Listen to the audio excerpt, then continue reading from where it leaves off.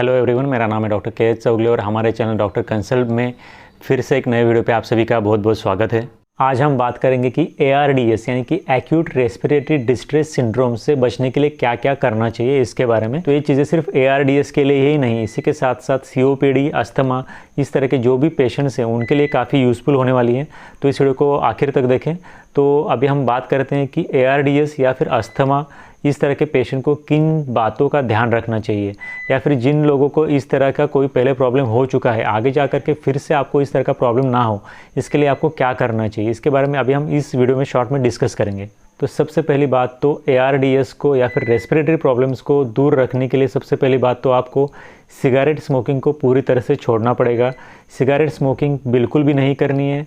इसी के साथ साथ आपको सेकंड हैंड स्मोकिंग से भी दूर रहना है। सेकंड हैंड स्मोकिंग का मतलब होता है कि आप खुद तो सिगरेट नहीं पीते, लेकिन आप जिस व्यक्ति के साथ ज़्यादा समय बिताते हैं वो व्यक्ति लगातार सिगरेट पी रहा है, तो वो जो सिगरेट का स्मोक बाहर छोड़ रहा है, उस सिगरेट के स्मोक को आप इनहेलेशन के थ्रू आपके बॉडी के अंदर ले रहे हो।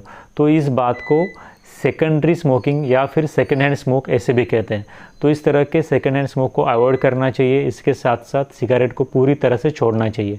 ये सबसे पहली और बेसिक ज़रूरी बात होती है किसी भी तरह के रेस्पिरेटरी प्रॉब्लम से दूर रहने के लिए। इसके बाद अगर आपको शराब की आदत है, अल्कोहल कंज्यूम करने की आदत है, तो आपको पूरी तरह से शराब या अल्कोहल को भी छोड़ना पड़ेगा।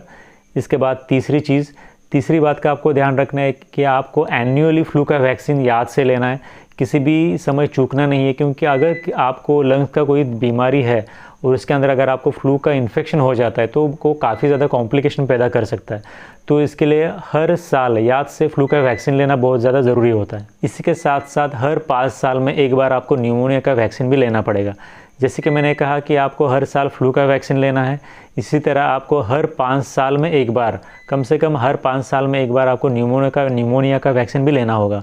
इस तरह से अगर आप फ्लू और न्यूमोनिया का वैक्सीन भी टाइमली लेते हो तो इससे भी आपके बॉडी में आगे जा कर के कोई इन्फेक्शन होता है तो कॉम्प्लिकेशन होने के चांसेस काफ़ी ज़्यादा कम हो जाते हैं। इसके बाद आपको इस बात का भी ध्यान रखना है कि अगर आपको कोई बीमारी हो जाती है जो खास करके कोई रेस्पिरेटरी इन्फेक्शन है, इसके साथ साथ कोई ट्रॉमा हो जाता है, मान लो कोई एक्सीडेंट हो गया, किसी और तरह का ट्रॉमा हो गया, तो इस तरह के केसेस में इसके साथ साथ किसी भी तरह का इन्फेक्शन होने के बाद या फिर कभी आप बीमार पड़ जाते हो, तो इन सब कंडीशंस में आपको जल्द से जल्द आपके डॉक्टर की सलाह लेके उनके सलाह के अकॉर्डिंगली ट्रीटमेंट शुरू करनी है। क्योंकि इनमें से किसी भी कंडीशन में, जैसे कि ट्रॉमा हो गया या फिर इन्फेक्शन हो गया या फिर किसी और तरह की इलनेस हो गई, इनमें से किसी भी कंडीशन में अगर आप टाइमली आपके डॉक्टर की सलाह से ट्रीटमेंट नहीं लेते हो तो फिर उस कंडीशन में उस बीमारी के वजह से, उस ट्रॉमा की वजह से या फिर उस इन्फेक्शन की वजह से आपके लंग्स को बुरी तरह से डैमेज हो करके आपको ARDS भी हो सकता है। इसके बाद इस तरह के पेशेंट में ब्रीदिंग एक्सरसाइज करना काफ़ी ज़्यादा ज़रूरी होता है।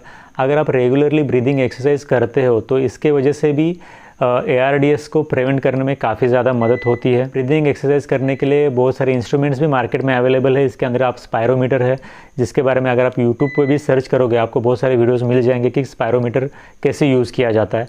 तो स्पायरोमीटर भी आप यूज़ कर सकते हो। कोई एक्सरसाइज आप स्पायरोमीटर जैसे इंस्ट्रूमेंट को इस्तेमाल करके कर सकते हो। बाकी भी कुछ रेस्पिरेटरी एक्सरसाइज होते हैं जिसके लिए आपको किसी भी एक्सटर्नल इंस्ट्रूमेंट की सहायता लेने की ज़रूरत नहीं होती। तो आप इंस्ट्रूमेंट की सहायता से करो या फिर बिना इंस्ट्रूमेंट की सहायता से करो, इससे कोई फ़र्क नहीं पड़ता खास करके, लेकिन रेगुलर बेसिस पे ब्रीदिंग एक्सरसाइज करना काफ़ी ज़्यादा ज़रूरी होता है। इसके बाद जो महत्वपूर्ण चीज़ होती है वो होती है कि खुद को पोल्यूशन और डस्ट से बचाना। अगर आपको मान लो पहले ही कोई लंग्स की बीमारी है या फिर पहले होके जा चुकी है और अगर आप हमेशा पोल्यूशन में रहते हो या डस्ट में रहते हो, हमेशा आपको ट्रैफिक में जाना पड़ रहा है, या फिर आपका काम ही कुछ इस तरह का है कि आपको हमेशा ज़्यादातर समय पोल्यूशन में रहना पड़ता है, पोल्यूटेड एयर में रहना पड़ता है, डस्ट के कांटेक्ट में रहना पड़ता है, तो फिर आप में आगे जा कर के लंग्स की बीमारी होने के और उसके कॉम्प्लिकेशन बढ़ने के चांसेस काफ़ी ज़्यादा बढ़ जाते हैं। तो इसके लिए जितना हो सके उतना पोल्यूशन से दूर रहें, डस्ट से दूर रहें, और अगर कभी इस तरह के एटमॉस्फेयर में जाने की ज़रूरत ही पड़ती है तो फिर आपको कंपलसरी मास्क पहनना चाहिए। मास्क पहन के ही इस तरह की जगहों पे जाना चाहिए। पहले तो जाना नहीं चाहिए, अगर जाने की ज़रूरत ही पड़ती है तो फिर मास्क लगा कर ही जाएं। इसके बाद फाइनली हम बात करेंगे योगा के बारे में। अगर आपको लंग्स के रिलेटेड कोई बीमारी हो चुकी है और आप चाहते हो कि आगे जा कर के ना हो, या फिर जिन लोगों की लंग्स पावर कम है, तो उन लोगों के लिए यौगिक प्रोसीजर्स होते हैं, जिन यौगिक प्रोसीजर को इस्तेमाल करने के बाद भी उन पेशेंट में लंग कैपेसिटी बढ़ती है और आगे जा कर के लंग्स की हेल्थ काफ़ी ज़्यादा अच्छी हो सकती है। अगर आप इसके बारे में अधिक जानकारी चाहते हो तो आप नेट पे भी सर्च कर सकते हो योगिक प्रोसीजर्स फॉर रेस्पिरेटरी हेल्थ। तो उसके अंदर कुछ योगिक प्रोसीजर्स है जिनके अगर मैं कुछ नाम बताना चाहूँ तो साष्टांग करके होती है, सिंह क्रिया करके होती है, जिनके विषय में कुछ स्टडीज़ भी की गई है, जिनके स्टडीज़ के थ्रू भी ये पता चला है कि इन योगिक प्रोसीजर को करने के बाद आपकी इम्यूनिटी भी बढ़ती है, साथ ही साथ आपकी लंग्स की कैपेसिटी भी बढ़ती है। तो इस तरह के योगिक प्रोसीजर को भी आप कर सकते हो। तो आई होप कि इस वीडियो में आपने जो शॉर्ट में बात की उन सभी प्रोसीजर्स को, उन सभी बातों का अगर आप ध्यान रखें तो आपके बॉडी में ARDS होने के, आपके लंग्स में ARDS या फिर न्यूमोनिया या फिर अस्थमा होने के चांसेस काफ़ी ज़्यादा हद तक कम हो जाएंगे। अगर आपके इसके विषय में कुछ डाउट्स है तो आप हमें नीचे कमेंट सेक्शन में ज़रूर पूछ सकते हो। इसी के साथ साथ अगर आपको इस वीडियो से कोई जानकारी मिली है तो इस वीडियो को एक लाइक करें, और अगर आपने हमारे चैनल को अब तक सब्सक्राइब नहीं किया है तो जाते जाते चैनल को सब्सक्राइब भी करें। और इस वीडियो को अंत तक देखने के लिए आप सभी का धन्यवाद।